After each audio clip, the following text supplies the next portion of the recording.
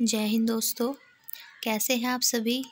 I hope कि आप सभी बहुत अच्छे होंगे और अपनी तैयारी एकदम बेहतरीन तरीके से कर रहे होंगे। तो आज की क्लास में बहुत ही स्पेशल क्वेश्चंस होने वाले हैं और ये ऐसे क्वेश्चंस होंगे इसमें से कई जो आपसे पूछे जाते हैं बार बार अलग अलग एग्जाम्स के अंदर। तो इन्हीं में से पहला क्वेश्चन दिया है हमें, वांगला उत्सव निम्न में से किस राज्य के अंदर मनाया जाता है। तो ये जो वांगला फेस्टिवल है ये मनाया जाता है हमारा मेघालय के अंदर। कहाँ पर मनाया जाता है? मेघालय में। तो मेघालय में मनाया जाता है ये फेस्टिवल और इस फेस्टिवल को मनाती है मेघालय के अंदर रहने वाली गारो जनजाति। कौन सी जनजाति? गारो। तो गारो जनजाति के द्वारा ये फेस्टिवल मनाया जाता है और ये फेस्टिवल फसल की कटाई के उपलक्ष्य में मनाया जाता है। कब मनाया जाता है? जब फसल की कटाई होती है तो फसल की कटाई के उपलक्ष्य में मनाया जाता है ये वाला फेस्टिवल, जिसका नाम है वांगला उत्सव और ये नवंबर के महीने में मनाया जाता है। इसमें क्या होता है, ये जो गारो जनजाति होती है ये सूर्य देवता का सम्मान करते हैं और सूर्य देवता को क्या मानते हैं, ये अपना अधिदेवता मानते हैं, फसल के देवता मानते हैं। किसको? अपने सूर्य देव को। नेक्स्ट क्वेश्चन है क्वेश्चन नंबर 2, प्रमाणित बीज के थैलों पर प्रयोग किए जाने वाले टैग का रंग कैसा होता है। तो जो कलर ये पूछा है, colour of the tag used on certified speed bags is. तो वो कौन सा कलर है हमें बताना है जो यूज़ किया जाता है प्रमाणित बीज के थैलों पर। तो इस कलर का नाम है ब्लू यानी कि नीला। तो नीले रंग का यूज़ किया जाता है जो भी प्रमाणित बीज के थैले होते हैं उन पर जो टैग यूज़ किया जाता है वो कैसा रहता है? ब्लू कलर का रहता है, जो उसके स्टैंडर्ड को बताता है। नेक्स्ट क्वेश्चन, निम्नलिखित में से व्यवसाय का सामाजिक उद्देश्य क्या है। जो व्यवसाय होता है हमारा, कोई भी बिजनेस होता है, उसका जो सोशल ऑब्जेक्टिव होता है, उसका जो सामाजिक उद्देश्य होता है वो क्या होता है, हमें ये बताना है। नवाचार होता है, रोजगार सृजन होता है, व्यावसायिक समन्वय होता है या जोखिम प्रबंधन। तो जब भी हम व्यवसाय को देखते हैं समाज की दृष्टि से, तो समाज की दृष्टि में उसका मेन काम क्या होगा भाई? लोगों के लिए एम्प्लॉयमेंट जनरेट करना। तो यहाँ पर ये जो यहाँ पर लिखा है रोजगार सृजन, ये इसका मेन काम होता है। सामाजिक उद्देश्य जो व्यवसाय का होता है वो रोजगार का सृजन करना ही होता है। नेक्स्ट क्वेश्चन है, अंतर्राष्ट्रीय मातृभाषा दिवस कब मनाया जाता है, हमें बताना है। तो अंतर्राष्ट्रीय मातृभाषा दिवस जो मनाया जाता है ये 21 फरवरी को मनाया जाता है। इंटरनेशनल मदर लैंग्वेज डे, तो इंटरनेशनल मदर टंग या मदर लैंग्वेज डे जो मनाया जाता है वो कब मनाया जाता है? हमारा 21 फरवरी को मनाया जाता है।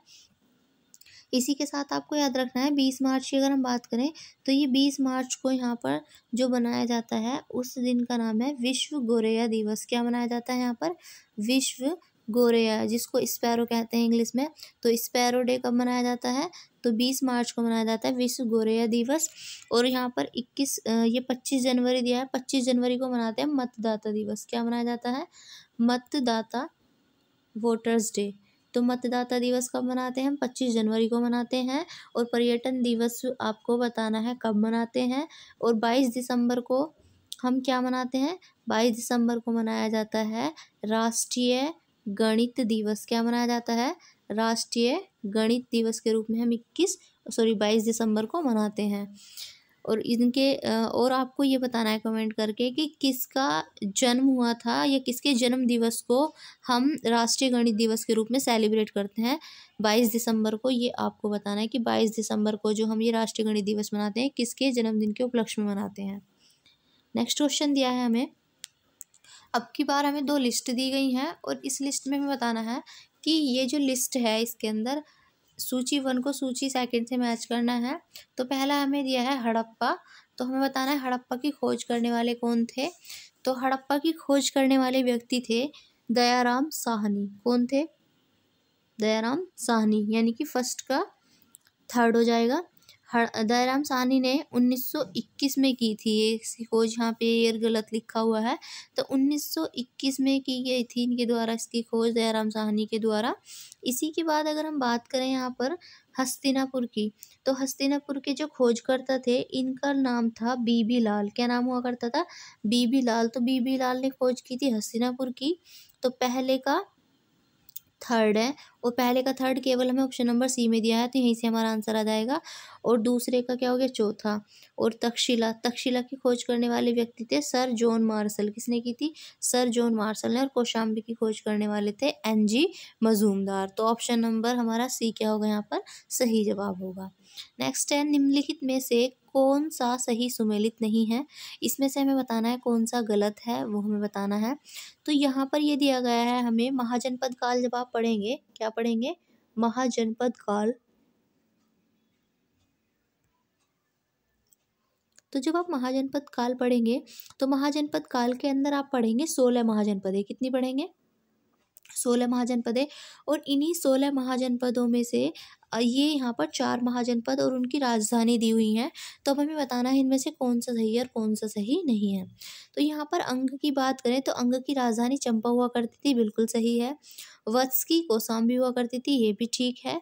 मत्स्य की विराटनगर हुआ करती थी, ये भी ठीक है। लेकिन कौशल की अहिछत्र नहीं होती थी, ये यहाँ पर गलत है और हमें गलत ही बताना है। तो इसलिए क्या होगा, यहाँ पर यही आंसर सही होगा। कौशल की जो राजधानी हुआ करती थी, आज आपको पता ही है भाई, आज जो ये कौशल है, इस कौशल को वर्तमान में हम अयोध्या के नाम से जानते हैं। और इसका जो कौशल की जो राजधानी हुआ करती थी महाजनपद काल में, तो इसकी राजधानी हुआ करती थी श्रावस्ती। क्या हुआ करती थी, श्रावस्ती। और ये श्रावस्ती वही स्थान है जहाँ पर इन्होंने गौतम बुद्ध ने सबसे ज़्यादा अपने उपदेश दिए थे। क्लियर। चलिए नेक्स्ट क्वेश्चन देखेंगे। नेक्स्ट हमें दी है, 2 लिस्ट दी गई हैं। फिर से हमें पहली लिस्ट को दूसरी लिस्ट से मैच करना है। तो एक तरफ तो दिए गए हैं हमें भाई शासक दिए हैं, और दूसरी तरफ दिए गए हैं कि कौन कौन से वंश से रिलेटेड थे। तो पहला दिया गया है डेमेट्रियस। तो ये जो डेमेट्रियस है, ये डेमेट्रियस ये संबंधित था हिंद यूनानी शासकों से। तो ये कौन सा था, इंडो यूनानी जो शासक थे, हिंदू यूनानी शासक, इनसे संबंधित है डेमेट्रियस। रुद्रदामन, रुद्रदामन की अगर यहाँ पर बात की जाए तो रुद्रदामन संबंध ये था, शक शासक था एक, यानी कि शकों में एक शासक हुआ करता था रुद्रदामन। इसी के बाद यहाँ पर गोंडो फर्नीज की बात करें तो गोंडो फर्नीज ये पहलवानों से संबंधित था। और विम जो था ये कुषाण वंश का था, विम कडफिशस। अभी आप पढ़ेंगे आगे जब आप हिस्ट्री पढ़ेंगे, एंशिएंट हिस्ट्री, तो एंशिएंट हिस्ट्री के अंदर ये सारी चीज़ें दी गई हैं। तो विम कडफिशस, ये जो विम है ये कुषाण वंश से संबंधित है। तो फर्स्ट का है हमारा थर्ड, और फर्स्ट का थर्ड केवल एक में ही दिया है, तो ऑप्शन नंबर सी क्या होगा, सही जवाब होगा। तो डेमेट्रियस जो था ये हिंदू यूनानी शासक था, रुद्रदामन ये शासक था, गोंडो फर्नीस पहलवन शासक था, और विम ये कुषाण वंश से संबंधित था। नेक्स्ट क्वेश्चन है, गुप्त स्वर्ण मुद्रा को कहा जाता था। तो गुप्तों की जो स्वर्ण यानी कि सोने की मुद्रा होती थी गुप्त काल में, उसको क्या कहा जाता था, हमें ये बताना है। तो गुप्तों की जो स्वर्ण मुद्रा थी, उस स्वर्ण मुद्रा को कहा जाता था दीनार। क्या कहा जाता था, दीनार कहा जाता था। तो इस जो गुप्तों का जो ये गुप्त शासकों का जो युग था, ये सिक्कों के इतिहास में सबसे ज़्यादा स्वर्ण युग कहलाता है। क्यों कहलाता है, क्योंकि इस युग के अंदर सबसे ज़्यादा संख्या में क्या हुए थे, सोने के सिक्कों का प्रचलन हुआ था। तो सोने के सिक्के सबसे ज़्यादा किसके टाइम में चले थे, गुप्तों के काल में। ये भी आपसे पूछा जाता है कि सोने के सिक्के सबसे ज़्यादा किसके टाइम में चले थे। तो सबसे ज़्यादा सोने के सिक्के जो चले थे वो इन्हीं के काल में चले थे, गुप्तों के काल में चले थे। इसलिए यहाँ पर क्या था, इसको इतिहास के अंदर स्वर्ण युग के नाम से जाना जाता है सिक्कों के लिए। ठीक है। और गुप्त शासकों के द्वारा जो स्वर्ण मुद्रा थी इसको दिनार, और जो चांदी के सिक्के थे उनको रूपक कहा जाता था। चांदी के सिक्कों को क्या कहा जाता था, रूपक कहा जाता था। कब कहा जाता था, गुप्त काल में। तो गुप्त काल में चांदी के सिक्कों के लिए रूपक शब्द का यूज हुआ है, और सोने के सिक्के के लिए यूज हुआ है दिनार का। इतनी बात आप याद रखेंगे। और यहाँ पर जो चांदी के सिक्के जारी करने वाला था वो प्रथम गुप्त शासक वो चंद्रगुप्त द्वितीय था, और चंद्रगुप्त द्वितीय को ही हम क्या कहते हैं, विक्रमादित्य भी कहते हैं। चलेंगे नेक्स्ट क्वेश्चन देखेंगे। फिर से 2 लिस्ट दी हैं और हमें मैचिंग करना है। अब युद्ध दिए हैं और हमें बताना है कौन सा युद्ध कब कब हुआ था। तो पहला दिया है चंदवाड़, चंदवाड़ नहीं है, ये चंदावर होगा यहाँ पर, ये गलत है, यहाँ चंदवाड़ नहीं है, चंदावर, चंदावर का युद्ध। तो चंदावर का जो युद्ध है ये हमें बताना है कब हुआ था। तो चंदावर का युद्ध हुआ था 1194 ईस्वी में, फर्स्ट का सेकंड होगा। और चंदावर का युद्ध जो हुआ था ये हुआ था 2 लोगों के बीच, जिसमें एक तरफ तो जयचंद था, किस किस के बीच हुआ था? जयचंद के बीच और मोहम्मद गोरी, जयचंद और मोहम्मद गोरी के बीच ये युद्ध हुआ था जिसका नाम था चंदावर का युद्ध। और इसमें क्या हुआ था? जयचंद तो हार गया था और इसमें किसकी विजय हुई थी? गोरी की विजय हुई थी।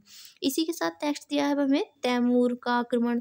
तो तैमूर का जो आक्रमण हुआ था ये हुआ था 1398 ईस्वी में। कब हुआ था? 1398 ईस्वी में तैमूर ने उत्तर भारत पर आक्रमण किया था और इस समय तुगलक साम्राज्य क्या था? वो बिल्कुल पतन के स्थिति में था। तालीकोटा के युद्ध की बात करें, ये आपको ज़रूर याद रखना है। तालीकोटा का युद्ध बहुत बार पूछा जाता है पेपर में। तो तालीकोटा का जो युद्ध हुआ था ये 1565 ईस्वी में हुआ था और इसमें क्या था? इसमें दक्षिण के सुल्तानों का जो संघ था और विजयनगर साम्राज्य जो था, इन दोनों के मध्य ही ये वाला युद्ध हुआ था 1565 में, तालीकोटा का युद्ध। और फिर है घाघरा का युद्ध, और घाघरा का युद्ध जो था ये हुआ था 1529 में और ये हुआ था किस किस के बीच? बाबर के बीच और अफगान शासकों के बीच। तो बाबर और अफगानों के बीच जो युद्ध हुआ था उसका नाम क्या है?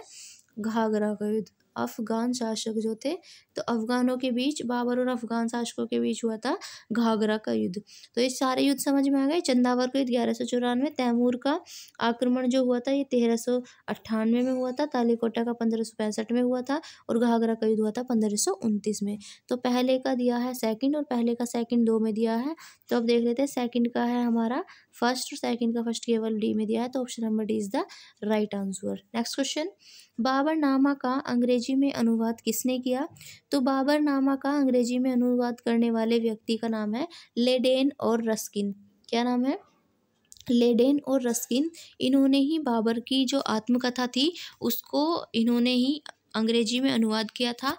और बाबर की ये जो बाबरनामा है ये उसकी क्या है? ऑटोबायोग्राफी है, यानी कि इसकी आत्मकथा है। ये बाबर के द्वारा लिखी गई थी खुद। इसको तुजुक ए बाबरी के नाम से भी जाना जाता है। तो तुजुक ए बाबरी या बाबरनामा क्या है? तो ये बाबर की आत्मकथा है, तुजुक ए बाबरी। तो तुजुक ए बाबरी कह दो या फिर बाबरनामा, ये बाबर की आत्मकथा है। और इसको लिखने का काम किया था किसने? तो लेडेन और रस्किन ने। तो यहाँ पर लेडेन ने इसको लिखने का काम किया था, लेकिन लेडेन की जब मृत्यु हो गई थी तो उसके बाद रस्किन ने क्या किया था? इसको पूरा किया था। तो इसलिए इन दोनों का नाम आता है, बाबर की आत्मकथा को पूरा इनका ट्रांसलेट किया था इन्होंने अंग्रेजी में। नेक्स्ट क्वेश्चन है, निम्नलिखित में से कौन मुगल काल में राजा बनाने वाले थे? तो मुगल काल जब हम पढ़ते हैं तो इसके अंदर 2 व्यक्तियों के नाम आते हैं इम्पोर्टेंट, और ये आपसे पूछे जाते हैं कि मुगल काल में किसको राजा बनाने वाला या फिर किंग मेकर के नाम से जाना जाता था? किसके नाम से? King maker. ये 2 भाई हुआ करते थे और ये दोनों क्या करते थे? किसी को भी राजा बना देते थे। तो किंग मेकर के नाम से यहाँ पर जो जाना जाता था वो थे सैयद बंधु। कौन हुआ करते थे? इनको सैयद बंधु के नाम से भी जाना जाता है। किसके नाम से? सैयद बंधु। सैयद बंधु के नाम से भी जाना जाता है। और ये जो सैयद बंधु थे ये दोनों क्या करते थे? मुगल काल में किसी को भी राजा बनाने का काम करते थे। तो यहाँ पर इन दोनों भाइयों का नाम था हुसैन अली और अब्दुल्ला। क्या नाम हुआ करता था? हुसैन अली और अब्दुल्ला। ये आपको याद रखना है। ये दोनों भाई क्या हुआ करते थे? किंग मेकर के रूप में जाने जाते थे। किसके टाइम पे? मुगल काल के अंदर। नेक्स्ट देखेंगे। चलिए, तो आज के इस क्लास में इतने ही क्वेश्चंस रखते हैं, बाकी फिर मिलते हैं कल एक नई वीडियो के साथ। और अगर आप इस वीडियो की PDF भी पढ़ना चाहते हैं तो आप टेलीग्राम लिंक आपको डिस्क्रिप्शन में मिल जाएगा, आप बाकायदा ज्वाइन कर सकते हैं टेलीग्राम चैनल को। तो फिर मिलते हैं, तब तक के लिए अपना ध्यान रखिएगा। Bye bye and good night.